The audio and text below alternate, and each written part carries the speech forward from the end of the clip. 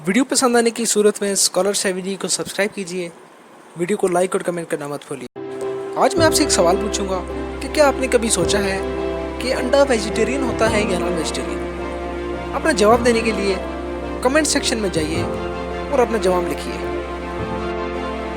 आमतौर पर अंडा नॉन वेजिटेरियन ग़िज़ा समझा जाता है, लेकिन कुछ हक़ाइक़ ऐसे हैं कि इस बयान की नफ़ी करते हैं।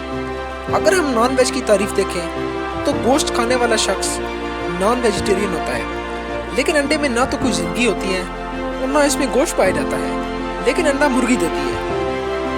हम मछली के अंडे हासिल करने के लिए इसे मारते हैं, लेकिन मुर्गी को मारना नहीं पड़ता। इसकी सबसे अच्छी मिसाल गाय का दूध है। अंडे की सफ़ेदी खालिस है। अंडा 3 हिस्सों पर मुश्तमिल है: छिलका, जर्दी और सफ़ेदी। अंडे की सफ़ेदी पानी और प्रोटीन एल्बुमिन का महलूल होती है। इसमें कोई जानदार खुलियात नहीं पाए जाते, इसलिए अंडे की सफ़ेदी और इससे बने तमाम प्रोडक्ट्स नॉन वेज हैं। अंडे की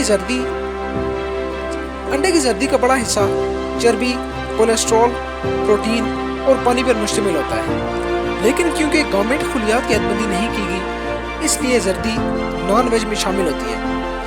चूजे वाले अंडे मार्केट में मौजूद तकरीबन तमाम अंडे अनफर्टाइल होते हैं, यानी इनमें ज़िंदगी का आसार नहीं होते। लेकिन कुछ अंडे ऐसे भी होते हैं जिनमें से चूजा निकलने के इम्कानात फिर भी बाकी रहते हैं।